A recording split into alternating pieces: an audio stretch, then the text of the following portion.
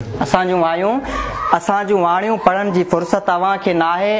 असांजे रत सां लिखियल कहाणियूं पढ़ण जी फुर्सत तव्हां खे नाहे।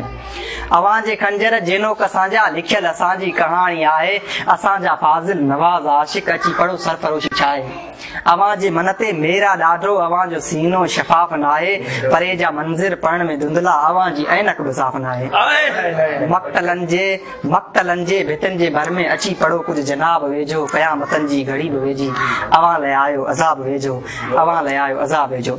चओ अवीं था अॼु संभारा जो दुनिया में को बि नाहे। चओ अवीं था दोस्त दारा जो दुनिया में को बि नाहे।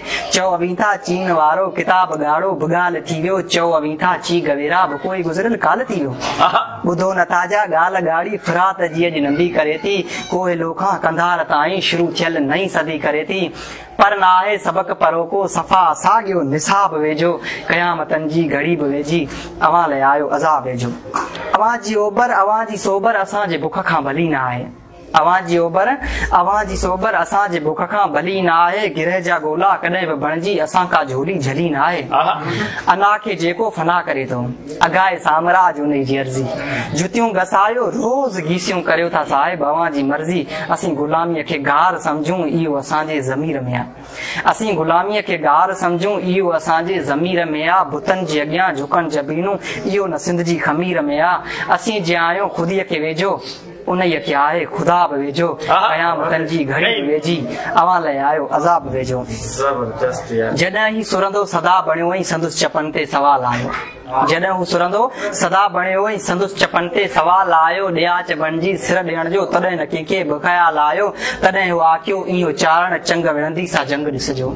चंग विढ़ंदी सा जंग ॾिसजो। हिन लिखियो हो राति जो थी लीड़ूं लीड़ूं लिबास वेंदो। हिन चयो हो बाख फुटंदी।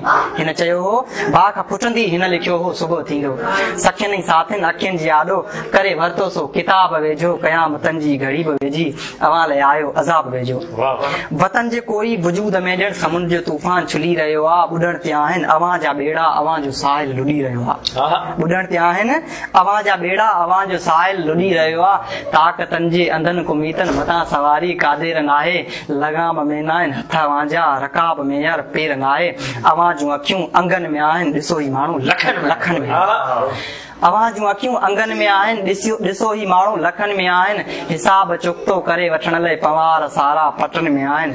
हीरा तकारी लड़े थी हाणे अचे थो यौम हिसाब वेझो। क़यामतनि जी घड़ी बि वेझी, अवां लाइ आयो अज़ाब वेझो, अवां लाइ आयो अज़ाब वेझो।